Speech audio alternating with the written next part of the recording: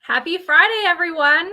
I'm Katie Miller, the Senior Digital Marketing Coordinator here at the Colorectal Cancer Alliance, and welcome to the Blue Bag Lunch. This is our third lunch together, and we have one more coming next Friday at the same time in the same place. The Blue Bag Lunch is a chance to rally behind the mission to end colorectal cancer, learn more about this disease, and connect with one another. Today, we've got a program packed with awesome March updates. Stephanie joins us for trivia again, and we'll talk NFTs. But first, a very special announcement. It's Trey Mancini's birthday. Trey is a star for the Baltimore Orioles and a star here at the Alliance. As a survivor, tireless advocate, never too young board member, and an all-around good guy. Happy birthday, Trey! But first, let's start this lunch off with a jam, shall we? Oh my God. Look at her butt. I like big butts and I cannot lie. Some of this ass got eyes. No need to pause. It's for a good cause. These big butts don't wear drawers. Big butts.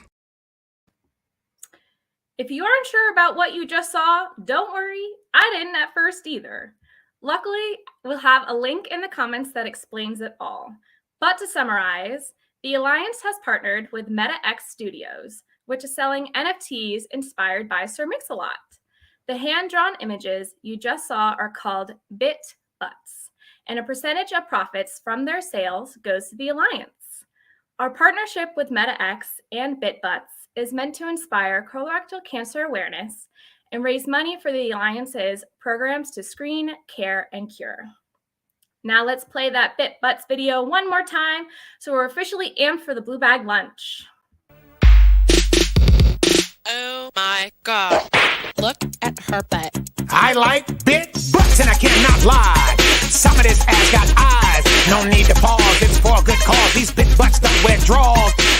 Big butts. A classic song just made for colorectal cancer prevention. So, as you know, it's National Colorectal Cancer Awareness Month, and the Alliance has been out and about. We've been to Phoenix. That's where allies join pro golfers to increase awareness about CRC. We've been to the National Mall in DC. That's Allie Miller, our Senior Director of Community Engagement, providing rousing remarks at the United in Blue event. We've been to New York City, raising awareness on Rockefeller Plaza and turning the Today Show blue. Now, I'd like to welcome Marcia Potts, our Senior Marketing Consultant, to tell us about another stop we made this March. Hello, everyone. Happy National Colorectal Cancer Awareness Month. I'm Marcia Potts with the Colorectal Cancer Alliance, and I wanted to share with you an event that we did in partnership with an organization called the Links Incorporated. It was a virtual panel discussion and provided some informative information about colorectal cancer and the risk factors and the impact of the disease, focused on women of color, African American women, that we don't do a good job sometimes listening to our bodies. We shared a lot that we're good caretakers of others, but we're not good caretakers of ourselves. So understanding the signs and symptoms and why we are at risk is very important. Why don't we go take a look at a couple of clips and some of our favorite pieces from that great discussion that we had. Colon cancer has a PR problem. Because the reality is, again, people don't like talking about the kinds of symptoms that leads one to discover that they have colon cancer. People aren't talking, you don't want to talk about your colon or your rectum or your stool or blood in your stool or changes in your stool. Like, that's not how we're wired. But 30 or 40 years ago, women especially, you didn't want to talk about your breasts and lumps. And so what we're trying to do, and I think we've made a tremendous amount of progress in a short period of time. What we're trying to do is reframe the conversation to make it just as acceptable and just as normal to talk about things that people should be talking about, but are uncomfortable talking about. So if you think about breast cancer and women and how they, moms, grandmas, sisters, aunts, like they came together, and that's why we have an 80+% number of people getting screened for breast cancer in this country compared to almost like 60, 65 for colon cancer, right? HIV, AIDS, we're now almost ready, able to cure the disease. And it's because of community. So I would just say, like, as we're saying, talk to your friends, talk to your neighbors, talk to, your kids or your parents or your grandparents. I will say that even though the colonoscopy is the gold standard for colon cancer screening, I think the take home should be any screening is better than no screening, for sure, hands down. And Michael spoke to this a little bit. So that's number one. Any screening is better than no screening. Number two, know your body. If something doesn't feel right, talk to your doctor about it. Don't listen, if you run a symptom by someone and they say, oh, we have a family history of that. Oh, that's just hemorrhoids. Don't let anyone talk yourself down off of that, to include yourself. Definitely talk to your physician about that. And then lastly, we just have to keep in mind that colon cancer is preventable, it's beatable, and it's treatable. And you just have to know that. But it does take you to do your first step of getting screened, but also addressing some of the modifiable risk factors that I mentioned. We need to be very comfortable in talking about our backside, like we are comfortable in talking about our breast. And so that's why we have these grassroots discussions with organizations, the links. Happy Colorectal Cancer Awareness Month, and keep talking to everyone. That's why we have these dialogues. What an incredible event, Marisa. Thank you so much for sharing that with us. You can watch the whole program at the link in the comments. Continuing on this Where We've Been theme, we have also been cited on local TV news stations across the country, thanks to our amazing volunteers. To talk about that, I welcome the Alliance's Kim Newcomer and volunteer Andrea Bauer. Happy National Colorectal Cancer Awareness Month. I'm Kim Newcomer. I'm the Senior Manager of Medical Advocacy and Community Engagement at the Colorectal Cancer Alliance. I'm also a stage 4 rectal cancer survivor. And today I'm happy to have with me Never Too Young Advisory Board member and alumni leader, Andrea Bauer. Andrea, do you want to introduce yourself quickly? Hello, Kim. Thanks for having me. Absolutely. So my name is Andrea Bauer, and I was diagnosed with stage 3 colorectal cancer when I was 35. And after I was diagnosed, I swore that I was going to take this crappy situation and make it better. And so I reached out to the Colorectal Cancer Alliance and got involved with Never Too Young, and I have been volunteering for about 4 years. Thank you, Andrea. Well, we're here today to talk about our earned media. We are working to end colorectal cancer by earning local media coverage. And our focus this year is speeding insurance companies' coverage for colorectal cancer screenings by the age of 45. Now, we know most insurance companies won't have to adopt the new screening age recommendation until 2023. Can you update everyone and let them know how we're doing with our earned media requests this March? Absolutely. So far this March, we have secured 195 news outlets, and 33 of our allies are doing interviews, and we're only 15 days into March. Wow, that is so completely amazing. I think we are surpassed what we did last year already. So if you are interested in helping secure earned media but don't know where to start, feel free to reach out to me or Andrea or another member of Never Too Young. We have this fantastic earned media training to get you started. Now, Andrea, I'm wondering if you can tell us how it felt to be interviewed. So I think one of the reasons, actually, I know one of the reasons that a lot of us volunteer is so that we make a difference, so that we end up saving lives, so that nobody has to go through what we have been through. So the opportunity to share my story it's invigorating, it's exciting, and I hope that when people hear my story, it provides hope and gets them off their butts to get screened. True. Well, thank you for sharing. It's all about saving lives, right? And Exactly. the lives you can save with Out 45 and the new changes to the screening guidelines. So now, thank you, Andrea, for joining us. And we're going to go back to you, Katie. Thank you. Thank you, Kim, and excellent job, Andrea. Now, maybe you've been watching all of this and wondering how you can get involved with the Alliance. Well, you're in luck. I'd like to welcome Walk Coordinator Lishy Dent. Hi, Lishy. Hey, Katie, how are you? I'm great. How are you? I'm doing super. Great. So, all right, you want to talk about a couple of ways that people can get involved in the mission to end colorectal cancer, right? Yes. So, like Katie said, I am the walk coordinator here at the Alliance, which means that I work on our Walk to End Colon Cancer series and the DC Scope It Out 5K. I actually started here at the Alliance as a volunteer working on the DC Scope It Out 5K planning committee after my cousin invited me to a meeting. Her dad, my uncle, passed away from colorectal cancer in 2010. So I volunteered and now work every day for my family to help end this disease. The Walk to End Colon Cancer is a national series of untimed 5K walks that raise funds and raise lots of awareness to support the mission to end colorectal cancer. We have 19 events throughout the country, which you can see on our website. At the walk, we celebrate survivorship, we remember those no longer with us, and we all commit to making an impact together.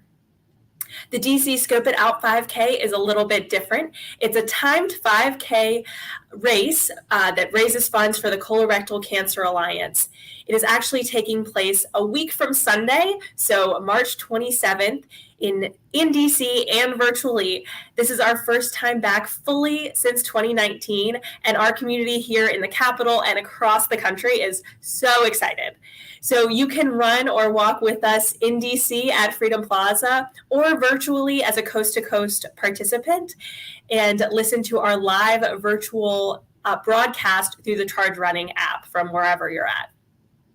So find a walk near you and join us in person or join us virtually for Scope It Out next weekend. It's a great way to get involved, raise very important funds, and raise your voice to put an end to this disease. So that's all from me. Back to you, Katie. Thanks, Lishy. Can't wait to see everyone there. So in a few moments, we'll have another fun way to get involved in the Alliance's mission to end colorectal cancer. But first, it's time for trivia. Please welcome the Alliance's Stephanie Rouse.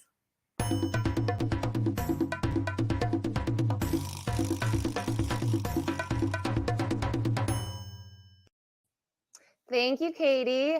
Hi, everyone. I'm Stephanie Rouse. I'm one of our patient and family support navigators with the Alliance, and as well as a permanent ostomate due to the hereditary condition FAP. And I am here to have fun with you all to have some trivia time. So let's get started. So I will go ahead and read off the questions as well as the multiple choice answers. Please comment what you think the right answer is, and we will go after it or go over it afterwards. So let's get started. Question 1. What percentage of colorectal cancer cases are hereditary? The first choice, A, 5%, B, 10%, C, 15%, or D, 18%.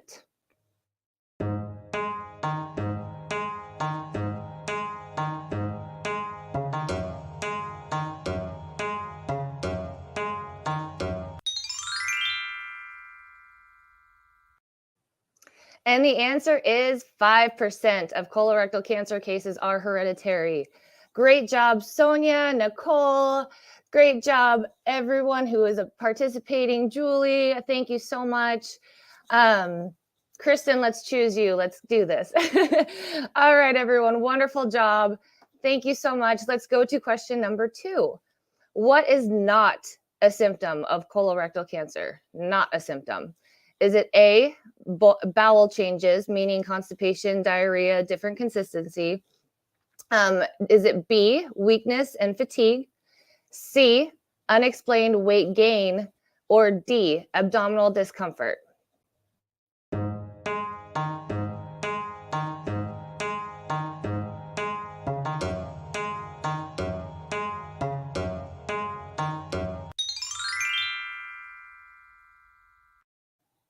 And the correct answer is C, unexplained weight gain. Unexplained weight loss is actually a symptom. So it looks like we have all kinds of winners. Great job, Melissa, Shell, Deb, Sonia, Carla Ann, Nicole, Beatrice. Oh, wonderful. Julie, Michelle, Val, Dion, Kristen. Wonderful job, everyone. Thank you so much. All right, time for question 3. What was the first type of chemotherapy used to treat colon cancer? Was it A, 5-FU, B, irinotecan, C, Xeloda, or D, Avastin?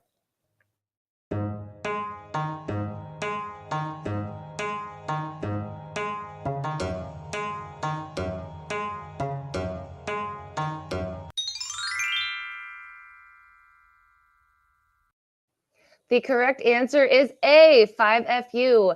And thank goodness for research, because treatments have come such a far way since then.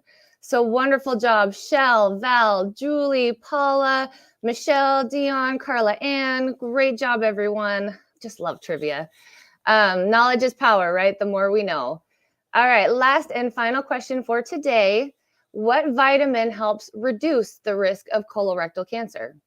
Is it A, vitamin D, B, vitamin A, C, vitamin K, or D, vitamin C?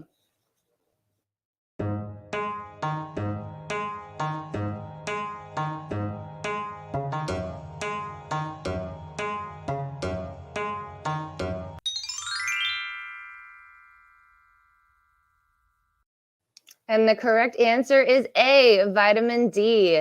Looks like we got a lot of good winners on this one too. Carla Ann, Shell, Nicole, Julie, Deb, Val. Wonderful. Thank you so much, everyone, for playing. Happy National Colorectal Cancer Awareness Month, and we'll see you next week. Thank you, Stephanie. We have so many smarty pants among our nation of allies. Good job, everyone. As promised, here with another way to get involved, I'd like to welcome my friend, Megan Scotty. Hello, allies. It's so great to be with you today. My name is Megan Scotty, and I am the manager of peer-to-peer fundraising for the Alliance. I'm here today to tell you all about how we're putting the fun back in fundraising to move our mission forward. I have the privilege of working with our DIY fundraisers from all across the country. What the heck is a DIY fundraiser, you ask? Our DIY fundraisers, or do-it-yourself fundraisers, are the bread and butter of our grassroots fundraising. They're passionate volunteers who are using their creativity, skills, and personal networks to raise awareness and funds in their local communities. Last year alone, our DIY fundraisers raised almost $500,000. That's incredible. How are they doing it? Well, these DIYers are raising money in so many different ways. We have athletes across the country who are turning their fitness into fundraising by running, cycling, or even creating their own basketball tournaments. They might even be doing a golf tournament. You can even use your skills in the kitchen by baking cookies. A huge shout out to Ellie in New York, who recently raised over $6,000 through her cookie fundraiser. She made thousands of cookies and they look delicious. You could even set up a walk in your neighborhood, in your community where we don't already have a walk to end colon cancer. You can paint rocks. You can even partner with your favorite workout classes and see if they will give a portion of the proceeds back to the Colorectal Cancer Alliance. Or you can simply start a Facebook fundraiser. Now, I know you're wondering, how the heck do I become a DIY fundraiser? It's super simple. You can either fundraise or go to the Fundraise for the Alliance section of our website, or email our team directly at diy@ccalliance.org and let us know about your big idea. Happy fundraising and see you next time. Thank you, Megan. The point is, it's fun to fundraise your way. I hope some of you will get involved. We have covered a lot of ground during this Blue Bag Lunch, but that's because there's a lot of ground to cover in this mission to end this disease. And helping us do it are our amazing supporters and donors of all kinds from all across America. I'd like to invite my colleague, Lee Deadweiler, on to discuss some of our individual giving efforts this March. Take it away, Lee. Awesome. Thanks, Katie. Hello, and thank you to everyone who's already supported the Alliance this March during National Colorectal Cancer Awareness Month. My name is Lee Deadweiler, and I'm the annual fund manager for the Alliance, here to give you a quick update about fundraising this March. Since this March is all about access, we've been sharing stories of the allies that you, our community, have helped gain access to screenings and other critical resources. We at the Alliance know that early detection is the key to preventing colorectal cancer. So we're committed to providing screenings to our allies, not just this month, but every month. Our focus during March is awareness, but of course that doesn't mean we stop our other efforts. My colleagues work tirelessly to support patients, caregivers, and families navigating this disease, as well as funding important research that will find a cure for colorectal cancer. What I like about March is that it's a chance for our community to come together, and you can get involved in so many ways. If you'd like to donate, you can go to our website, ccalliance.org, or find us on Facebook or Instagram. And if you want to spread the word to your family and friends, you can start a Facebook fundraiser, like Megan mentioned earlier, and get your whole community involved. And to make it even more special, a generous corporate partner is matching donations until March 31st. So every dollar you give is doubled to provide access to twice as many allies in need. Please consider making a gift of any size this month while it will be doubled. Every bit helps in our goal to end colorectal cancer in our lifetime. Thank you for helping us march for access. Back to you, Katie. Thanks, Lee. We have one more important thing to get to before we depart, is a chance to help change the way cancer patients and caregivers receive support today and in the future. To discuss it, I'd like to welcome back Kim Newcomer and the Alliance's Marielle McLeod. I'm Kim Newcomer, the Senior Manager of Medical Advocacy and Community Engagement at the Alliance, and I'm a stage 4 rectal cancer survivor. I'm here with Marielle McLeod. Marielle, would you want to introduce yourself? Thanks, Kim. Hi, everyone. I'm Marielle McLeod. I am the Certified Bilingual Patient and Family Support Navigator at the Alliance and Buddy Program Manager. I, too, am a young onset survivor, stage 3 colon cancer. The cancer support community has partnered with the Colorectal Cancer Alliance to expand its innovative flagship research study, the Cancer Experience Registry. We're on a mission to change the future of those affected by colorectal cancer. The registry provides healthcare workers, researchers, and policymakers with the data to enact change and create better outcomes for this generation of patients, caregivers, and survivors. Now, this survey captures the details of your cancer experience. Now, the questions are designed to understand the emotional, physical, practical, and financial experiences of patients and caregivers to provide a deeper understanding of the impact of cancer. The Alliance will also use the data to better support patients and caregivers, to also inform its research strategy, and to heighten awareness for issues experienced by colorectal cancer patients. The Alliance is currently promoting the registry to its large community of patients, survivors, and caregivers. So you might be wondering, how does this work? So we're going to put a slide up on the screen, and when you go to the website, you're going to start by selecting if you're a patient or a caregiver. Second, you'll answer the questions about your cancer experience. And third, you can start and stop when you like by using the unique link that was emailed to you. And fourth, we want to invite you to take part in follow-up surveys to other research and programs relevant to you. So we're going to put the link to the Cancer Support Community Registry in the chat for you. Now, the results from everyone's point of view may help others who may not understand why they were diagnosed or what to expect. The CRC specific registry is important because it gives you the real perspective and the real information from the people living it. Your insights, along with those of other patients and caregivers, are shared with the broader cancer community to make positive changes. For example, this information will help to enhance cancer care, improve support services, and influence care policies. So again, we're going to share the link with you and help us make change by sharing your experiences today at the cancersupportcommunity.org/registry. Happy Colorectal Cancer Awareness Month, everyone. Back to you, Katie. Bye. Thank you, Kim and Marielle, and thank you to all of you who have tuned in to this Blue Bag Lunch. We'll be back at the same time and place next week with a special emphasis on health equity. Until then, let's march for access.